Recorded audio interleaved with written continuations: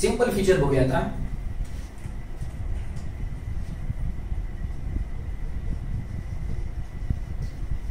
Simple feature सगळ्यात महत्वाचं सूत्र सब्जेक्ट, त्याच्यानंतर शॅल किंवा विल आणि मग वर्ब क्रियापदाचं मूळ रूप. पॅसिव्ह असेल शॅल किंवा विल असतं, त्याच्यानंतर बी असतं, मग क्रियापदाचं तिसरं रूप. कंटिन्युअस फ्युचर शॅल किंवा विल, त्याच्यानंतर बी असतं आणि मग क्रियापदाला आयएनजी असतं. याचं पॅसिव्ह कधी होत नाही. बर, आता हे दोन फक्त एकदम घेण्याचं कारण एकच आहे की सिंपल फ्युचर किंवा कंटिन्युअस फ्युचर ह्याच्यावरती विशेष प्रश्न कधीही विचारले जात नाहीत.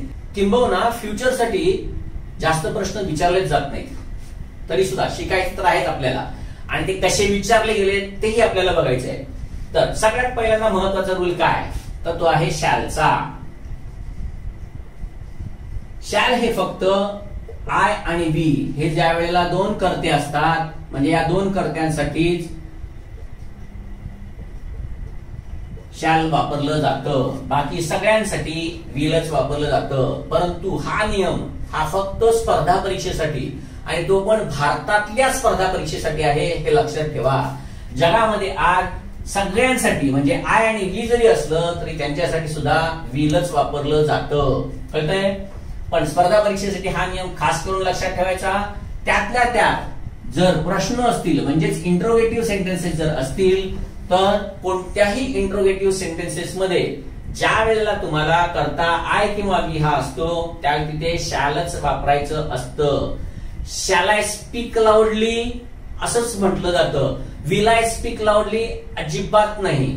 कळतंय? Shall I come with you असंच म्हटलं जातं. Will I come with you अजिबात म्हटलं जात नाही. त्यामुळे यांच्यासाठी खास करून लक्षात ठेवा. कळतंय?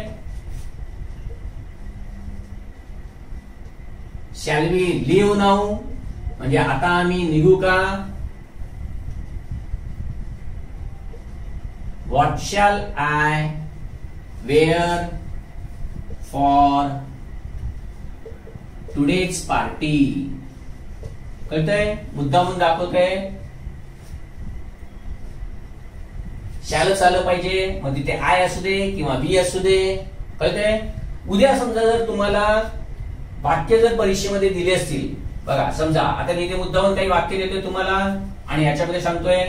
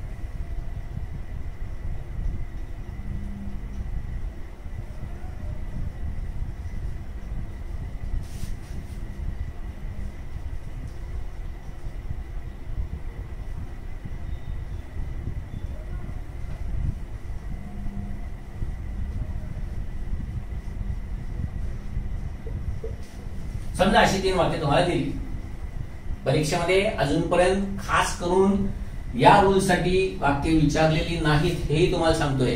पण परीक्षक काय विचारू शकतो आणि ते विचारू शकतो त्यावेळेला आपल्याला हा रूल खास करून लक्षात राहायला पाहिजे. कारण का परीक्षेमध्ये परीक्षक काय कधी विचारतील ना हे काही सांगता येत नाही. आता ही 3 वाक्य दिलेत बघा. They will certainly cooperate us in this matter म्हणजे ते आपल्याला या बाबतीत नक्कीच सहकार्य करतील. We will try to overtake them आपण त्यांना मागे टाकण्याचा प्रयत्न करू. आणि I will hire a taxi आणि मी टॅक्सी भाड्याने घेईन. आता ही वाक्य बघितल्यानंतर खरं म्हटलं तर ह्याच्यामध्ये चूक काहीच नाहीये, पण स्पर्धा परीक्षेसाठी चूक आहे आणि ती फक्त ही आहे. अर्थात एवढे सोपे प्रश्न परीक्षेमध्ये विचारले पण जात नाहीत, हेही लक्षात ठेवा. पण आपल्याला माहित असलं पाहिजे, त्यामुळे हे खूप महत्वाचं आहे. कळतंय? कंटिन्युअस फ्युचर वरती अजूनपर्यंत एमपीएससीने जो काही प्रश्न विचारलाय तो फक्त एकाच प्रकारचा विचारलाय, तो म्हणजे खाली 4 वाक्य देतात आणि तुम्हाला सांगतात की कंटिन्युअस फ्युचरचं वाक्य ओळखा. ते तर खूप सोपं असतं. म्हणजे बघा, समजा इथेच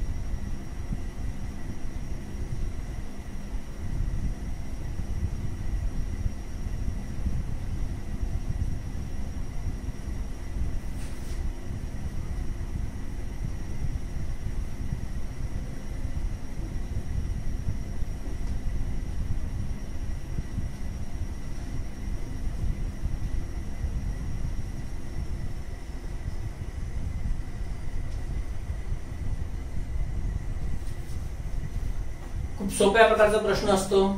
कंटिन्युअस फ्युचर ओळखा.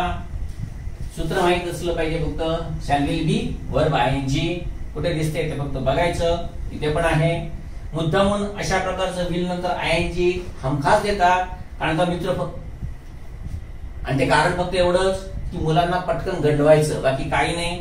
पण अर्थात या प्रकारच्या प्रश्नामध्ये सगळ्यांना मार्क्स मिळतो. त्यामुळे सिंपल फ्युचर आणि कंटिन्युअस फ्युचर याच्यावरती जास्त टेन्शन घ्यायचं कारण नाही. पूर्वी एका प्रश्नपत्रिकेमध्ये सिंपल फ्युचर वरती कसा प्रश्न विचारला होता ते दाखवतो. खूप सोपा होता, सगळ्यांनाच मार्क मिळाले.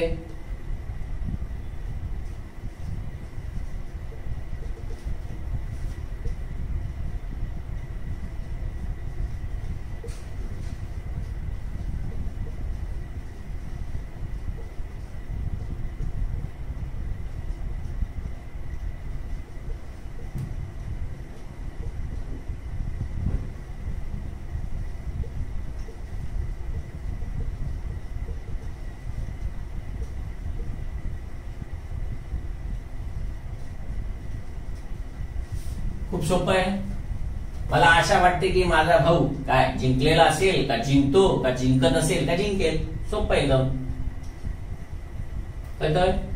I hope that my brother will win. एवढा सोपा एक प्रश्न पूर्वी विचारला गेलेला आहे. बाकी सिंपल फ्युचर मध्ये सहसा काही विचारलं जात नाही.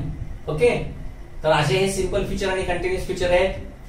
आता ह्याच्यामधला सगळ्यात अजून एक महत्वाचा रूल जो आता आपल्याला परफेक्ट फ्युचर करत असताना किंवा परफेक्ट कंटिन्युअस फ्युचर करत असताना लागणार आहे. आणि आता त्याच्यावरती प्रश्न सुद्धा कसे पडलेले आहेत ते पण आपण बघूया. परफेक्ट फ्युचर आणि परफेक्ट कंटिन्युअस फ्युचर. इथे शॅल विलच्या नंतर परफेक्ट फ्युचर मध्ये हॅव असतं आणि मग क्रियापदाचं तिसरं रूप असतं. पॅसिव्ह असेल तर शॅल विल हॅव, त्याच्यानंतर बीन आणि मग क्रियापदाचं तिसरं रूप असतं. परफेक्ट कंटिन्युअस फ्युचर मध्ये शॅल किंवा विल, मग त्याच्यानंतर हॅव, मग बीन आणि मग क्रियापदाला आयएनजी असतं, ज्याचं पॅसिव्ह कधी होत नाही. पण आता परफेक्ट फ्युचर आणि परफेक्ट कंटिन्युअस फ्युचर मध्ये किंवा कोणत्याही फ्युचर मध्ये, कोणत्याही फ्युचर मध्ये खास करून स्पर्धा परीक्षेसाठी एक नियम लक्षात ठेवायचा की जर प्रेपोजिशन साठी जर वाक्य आलं तर तिकडे कायम बायच वापरायचं. हे कायम लक्षात ठेवायचं. काय? बाय. याचा अर्थ पर्यंत सारखा आहे. अर्थात टिल सुद्धा फ्युचर मध्ये वापरलं जाऊ शकतं, पण खास करून फक्त स्पर्धा परीक्षेसाठी लक्षात ठेवा की बाय प्रेपोजिशन पाहिजे. वाक्य परीक्षेमध्ये कसं विचारलेलं आहे तेही तुम्हाला दाखवतो. बघा, असं वाक्य विचारलं गेलंय अलीकडच्याच एका परीक्षेमध्ये.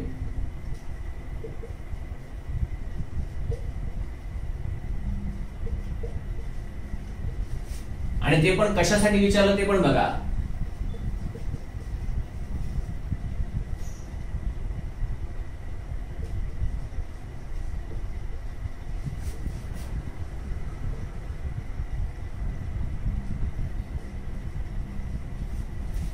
असं वाक्य विचारलं गेलं, the villagers will have stop the game at 6 PM. बघा किती सोपं वाक्य आहे. सोपं वाक्य म्हणजे खूप जणांना समजलंच नाही हे वाक्य कशासाठी विचारलं गेलंय. कारण का स्पॉट द एरर साठी दिलंय, म्हणजे कोणत्या भागामध्ये एरर आहे ते ओळखा. आता मी तुम्हाला सांगितलंय ना, म्हणून तुम्ही पटकन ओळखाल, नाहीतर समजणार नाही कोणालाही. बघा काय आहे तिकडे, ऍट 6 PM आहे. The villagers will have stop the game at 6 PM. आता का तिकडे बाय पाहिजे थोडक्यात स्पष्टीकरण देतो म्हणजे तुम्हाला समजेल. एकतर भविष्य काळामधलं आहे, कोणताही भविष्यकाळ असू दे, कोणताही भविष्यकाळ असू दे, त्या भविष्य काळामध्ये फक्त प्रेडिक्शन असतं. प्रेडिक्शन म्हणजे काय, भाकीत. भाकीत भविष्यात असं होईल, कळतंय, हे भाकीत असतं. कोणताही काळ जरी असला तरी त्याच्यामध्ये तुम्हाला हेच लक्षात आलं पाहिजे की त्याच्यामध्ये भाकीत असतं, बरोबर आहे. आता इकडे बघा, the villagers will have stop the game at 6 PM म्हणजे ते जे विलेजर्स आहेत त्यांनी खेळ संध्याकाळी 6 वाजता थांबवलेला असेल. प्रेडिक्शन करतोय 6 वाजता म्हणजे डॉट 6 वाजता थांबवणार आहेत का. ज्या वेळेला मी तुम्हाला म्हणतो ना वी विल, बघा मी काय म्हणतोय, we will start our lecture to at 11 AM tomorrow. कळतंय. ज्या वेळेला मी असं म्हणतो त्यावेळेला ते शार्प असतं ऍट 11 o'clock. कळलं. पण खरं म्हटलं तर इथे म्हणजे इथे सुद्धा मी बाय म्हटलं असतं तरी पण चाललं असतं. आपल्याला इथे नाही समजून घ्यायचंय. स्पर्धा परीक्षेसाठी खास करून नियम लक्षात ठेवायचा. टील चालतं, पण जे आपल्याला चालतं, सगळ्यांना चालतं, ते स्पर्धा परीक्षेत चालत नाही. तिथे बायच पाहिजे. म्हणजे 6 वाजेपर्यंत त्यांनी खेळ थांबवलेला असेल असं इथे म्हणायचंय. कळलं. इथे चूक आहे. हे परीक्षेमध्ये विचारलं ते. अजून परीक्षेमध्ये काय विचारलं गेलं ते बघा.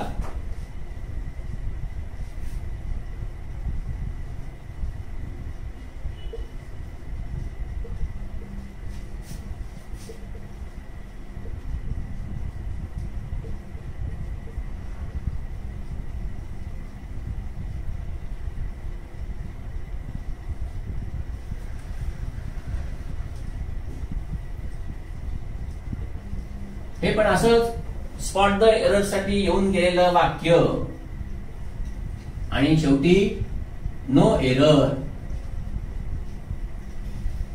आता तुम्ही तिकडे बघत बसाल टिल टुमॉरो इव्हनिंग, सर तिकडे चूक आहे. प्रत्येक वेळेला तिथेच चूक असते असं काही नाहीये. मग हे वाक्य समजलं पाहिजे. मग बघा या वाक्यामध्ये कुठे चूक दिसते का. अवघड जातं, काही सांगत नाही. बघा किती सोपं आहे. फक्त एवढं पाहिजे, दे विल हॅव फिनिश्ड. इतक्या सोप्या सोप्या चुका असतात दिलेल्या आणि तरी सुद्धा आपल्याला परीक्षेमध्ये मार्क्स मिळत नाहीत. याचं कारण फक्त एवढंच आहे, बघताना आपल्याला काय बघायचंय, कुठं बघायचंय हेच समजत नसतं. मला मित्रांनो तेच तुम्हाला सांगायचंय की तुम्हाला टुमॉरो इव्हनिंग हे ज्यावेळी दिसतंय त्यावेळी तो भविष्य काळ आहे हे समजलं पाहिजे. वुड हॅव याला मॉडेल्स परफेक्टिव्ह असं म्हणतात. हे मी नंतर आपण ज्या वेळेला पुढची मॉडेल शिकणार आहेत ना त्यावेळी थोडक्यात सांगणार आहे. हे परीक्षेमध्ये येत नाही, अजूनपर्यंत आलेलं नाही, पण यायला सुरुवात झालेली आहे आणि ती कशी झालेली हे मी पुढे मॉडेल शिकवताना सांगणार आहे तुम्हाला.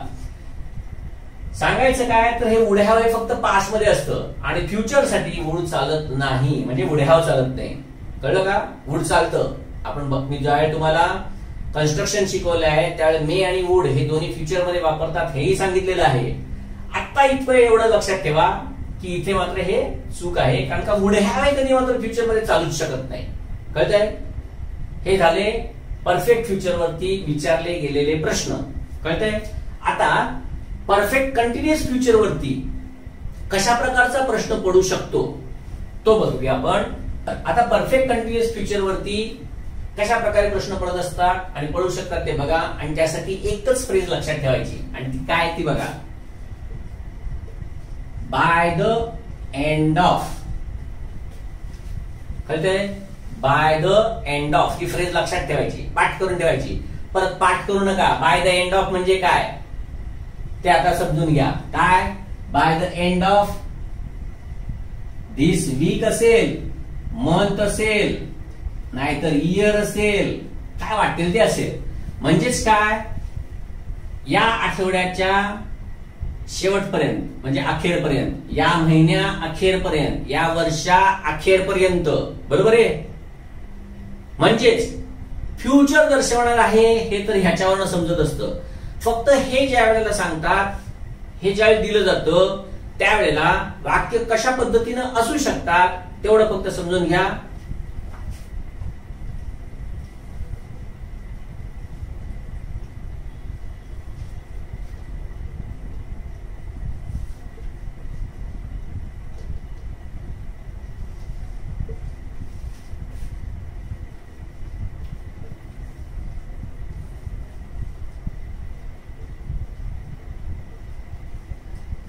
इथे काय बाय द एंड ऑफ दाखवलंय. आता इथे पर्याय कुठल्या प्रकारे दिले जाऊ शकतील ते सांगतोय. 2 प्रकारे पर्याय दिले जाऊ शकतात. ते कसं ते बघा.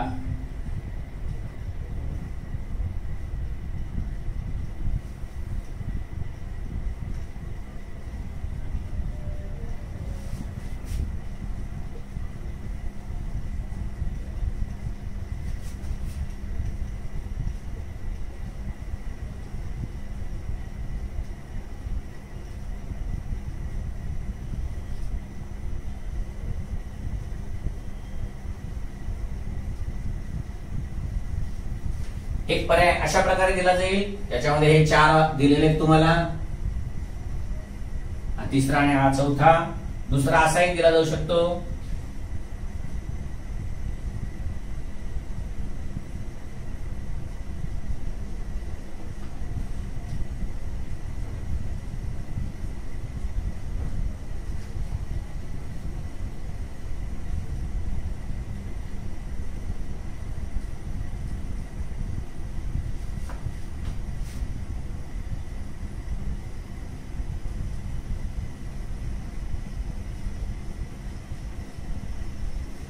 तर अशापैकी 2 पैकी कुठलाही पर्याय तुम्हाला दिला जाऊ शकेल.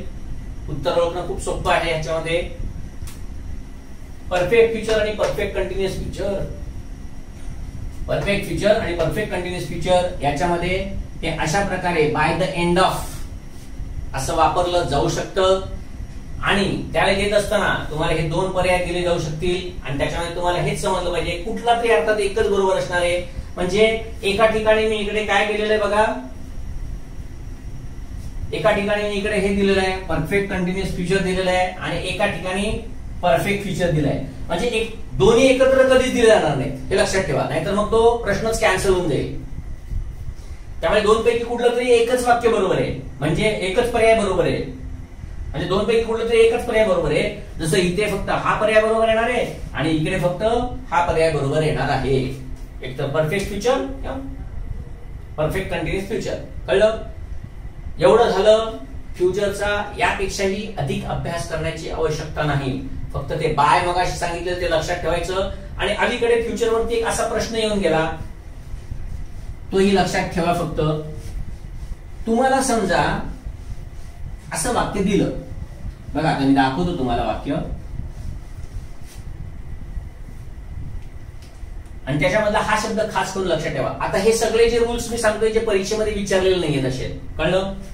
बर, हा पण एक रूल विचारला गेला होता, त्यामुळे प्रेडिक्शन खास करून लक्षात ठेवा. म्हणजे समजा मी असं वाक्य दिलं,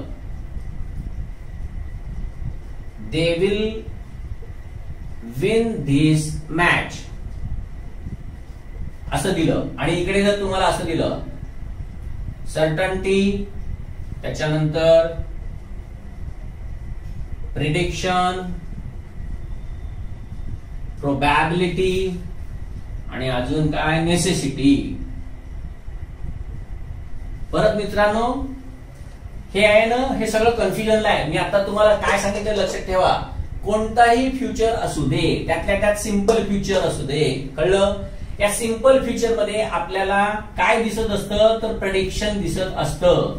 हे जर मी समजा असं म्हटलं, they will be visiting the US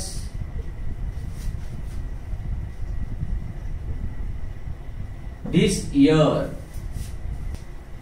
मग फ्युचर मध्ये सिंपल फ्युचर असेल तर तुम्हाला प्रेडिक्शन हे उत्तर देता येईल. पण तेच जर समजा विल बी विजिटिंग दिलं तर बघा काय ते. आता ह्याच्याऐवजी मी तुम्हाला इथे अजून काही वाक्य देतो. जसं बघा, मी असं दिलं, they are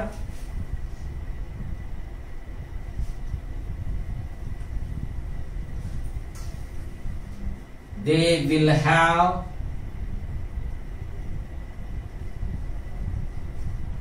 reached here tomorrow. आणि तिसरं वाक्य, you will realize this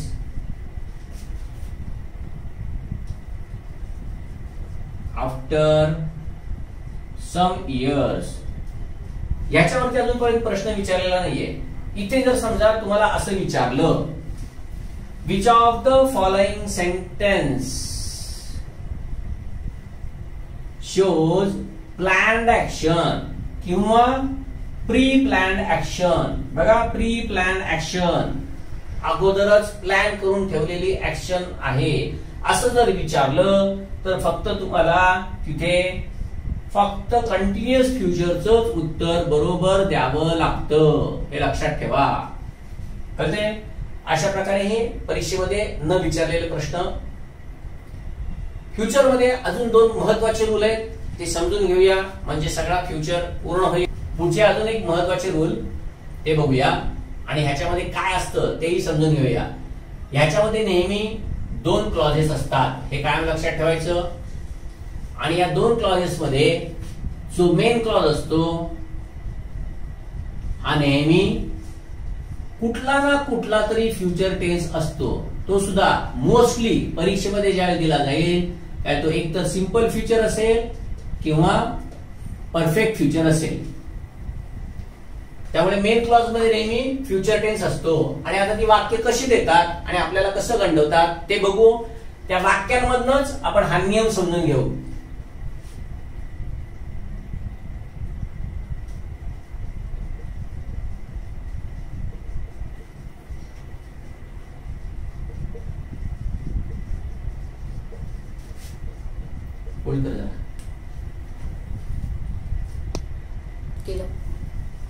तर हे पुढचे रूल्स आहेत खूप महत्वाचे आहेत. आता काय सांगितलं ते बघा की खास फ्युचर साठीच हे रूल्स विचारले जाऊ शकतात किंवा जातील. आतापर्यंत परीक्षेमध्ये ह्याच्यावरती फक्त एकच वाक्य येऊन गेलेलं आहे आणि त्याच्यामध्ये ऍज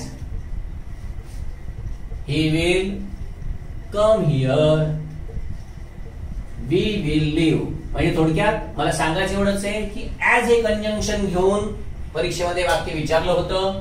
आता मला काय सांगायचं याच्यामध्ये ते नीट बघून घ्या की या नियमामध्ये तुम्हाला दोन क्लॉजेस दिसतात. त्यातला आता सांगितलं बघा, मेन क्लॉज हा नेहमी फ्युचर टेन्स मध्ये असतो आणि तो पण सिंपल फ्युचर किंवा परफेक्ट फ्युचर. बरोबर आहे.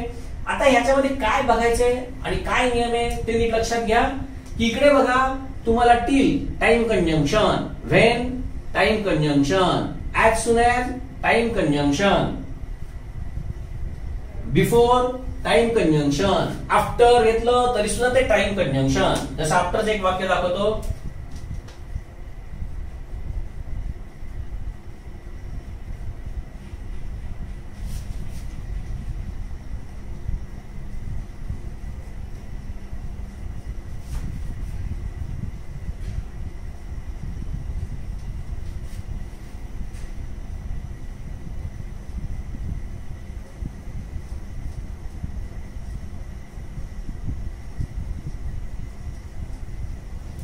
तिथे after a conjunction.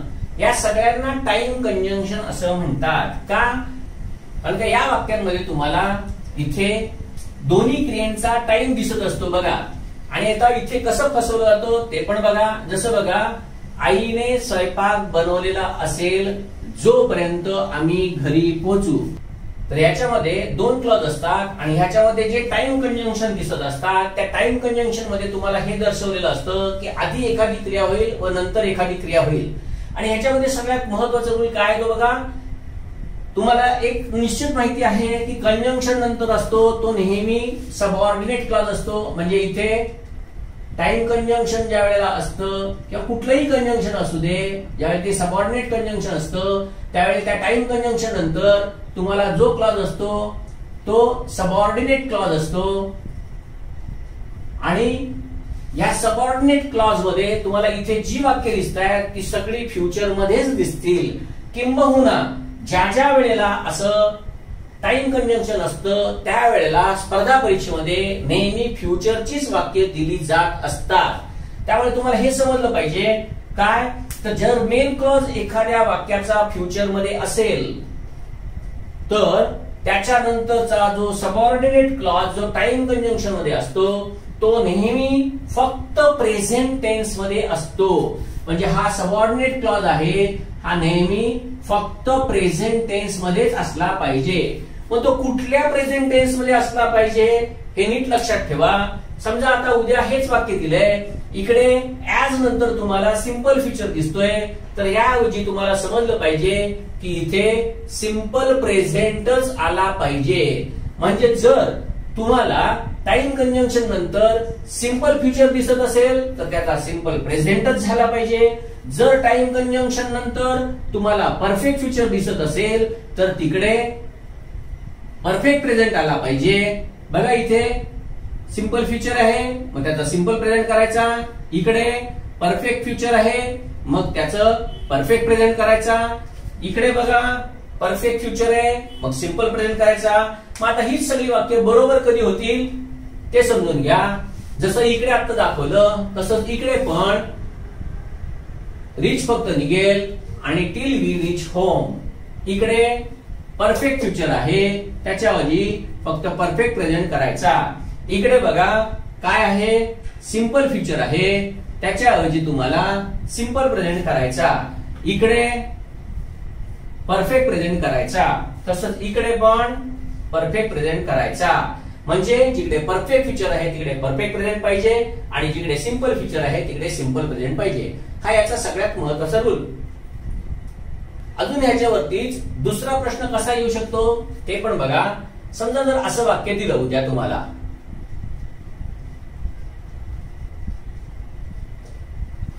The boys will have stopped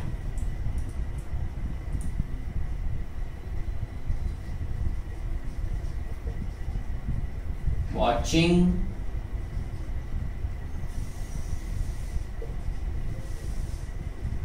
the match when we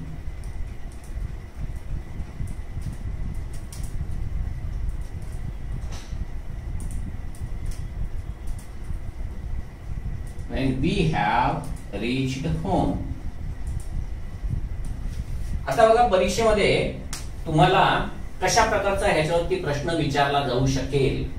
तुम्हाला काय करतील माहितीये का, आता सांगितलेला रूल लक्षात ठेवायचा की टाइम क्लॉज नंतर काय असतं तर एकतर सिंपल प्रेझेंट किंवा परफेक्ट प्रेझेंट असतो. इथे तुम्हाला दिसतंय सिंपल प्रेझेंट आहे, इकडे तुम्हाला दिसतंय परफेक्ट प्रेझेंट आहे. नियम काय बघा, मला काय सांगायचंय, परीक्षक कशा प्रकारे प्रश्न विचारू शकतो तर परीक्षक तुम्हाला या वाक्याच्या खाली अंडरलाईन करून देईल आणि सांगेल what is the tense of the, बघा काय सांगतो मी, what is the tense of the underline clause. कळलं, अंडरलाईन केलेल्या क्लॉजचा टेन्स कोणता. आणि इथे तुम्हाला काय करेल तो माहितीये का, इथे असं देईल परफेक्ट फ्युचर, सिंपल फ्युचर, नंतर सिंपल प्रेझेंट आणि परफेक्ट प्रेझेंट.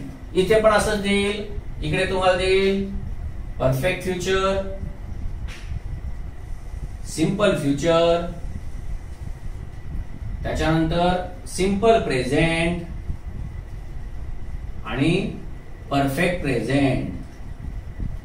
मित्रांनो बघा, मला सांगायचं हेच आहे की रूल माहित झाला तर कुठल्या विविध प्रकारे त्याच्यावरती प्रश्न पडू शकतात हे मला तुम्हाला सांगायचं आहे. जसं बघा इथे आता आपण रूल बघितला की टाइम कंजंक्शन नंतर नेहमी परफेक्ट प्रेझेंट किंवा सिंपल प्रेझेंट वापरतात. हे जरी वापरलं तरी त्याच्यामध्ये दिसणारा जो काळ आहे तो फ्युचरच असतो. दिसणारा काळ फ्युचर आहे.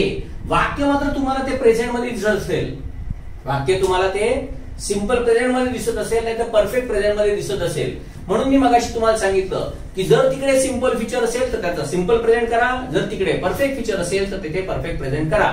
मग ह्याच्यामध्येच तुम्हाला दिसतं की हे जरी दिसत असलं तुम्हाला सिंपल प्रेझेंट तर ह्याच्यामधून दाखवायचं आहे काय तर सिंपल फ्युचर दाखवायचं आहे, आणि हे जरी तुम्हाला परफेक्ट प्रेझेंट दिसत असेल तरी दाखवायचं काय तर परफेक्ट फ्युचर. हे एकदा समजलं तुम्हाला की रूल्स किती विविध प्रकारे पडतात आणि कसे पडू शकतात. एखाद्या नियमाकडे बघण्याचा दृष्टिकोन तुमचा काय झाला पाहिजे तो डेव्हलप करा. पेपर सेटरच्या भूमिकेमध्ये जाऊन विचार करायचा प्रयत्न करा. तो रूल ज्यावेळी तुम्हाला माहिती पडेल त्यावेळी तुम्ही त्याच्यावरती किती वेगवेगळ्या प्रकारे प्रश्न विचाराल त्याची कल्पना करा, म्हणजे तुम्हाला हे सहज समजायला लागेल. पुढचा एक शेवटचा रूल सांगतो आणि फ्युचर संपवतो. आणि तो रूल मुद्दामून सांगण्याचं कारण फक्त एवढंच आहे की तो वुडचा रूल आहे. यापूर्वी स्ट्रक्चर ऑफ सेंटेन्स या प्रकरणामध्ये आपण बघितलं आहे की वुड हा फ्युचर मध्ये संपूर्ण जगामध्ये खूप वापरला जातो. रेनमार्टिनच्या पुस्तकामध्ये जर तुम्ही बघितलं तर तुम्हाला दिसेल की वुडचा उपयोग तिकडे हॅबिच्युअल पास्ट साठी केलेला आहे, किंवा मेन क्लॉज जर पास्ट मध्ये असेल तर पुढचं विलचं किंवा शॅलचं वुड होऊ शकतं. हा नियम तुम्ही बघितलेला असेल. पण मित्रांनो लक्षात ठेवा, एमपीएससीनीच याची दखल यापूर्वी 2009 आणि 10 या दोन प्रश्नपत्रिकांमध्ये घेतलेली आहे. आणि तिकडे काय वाक्य होतं ते मुद्दामून तुम्हाला दाखवतो, कारण का मला तुम्हाला हे फक्त सांगायचं आहे की वुडचा फ्युचर मध्ये उपयोग केला जातो. आणि ते वाक्य असं होतं बघा, द पीएम मेक स्टेटमेंट आणि मग टुमॉरो, आणि मग इकडे दिलंय मे, कॅन, वुड आणि शुड. दोन प्रश्नपत्रिकांमध्ये हेच वाक्य येऊन गेलं. सांगायचं काय ते फक्त लक्षात ठेवा, पीएम ज्या वेळेला उद्या स्टेटमेंट करणार आहे त्यावेळेला ते प्री प्लॅन्ड असतं, अगोदर ठरलेलं असतं, म्हणजे ते होणारच हे निश्चित असतं. वुडचा उपयोग भविष्य काळामध्ये क्रिया 100% होईलच याच्यासाठी करतात.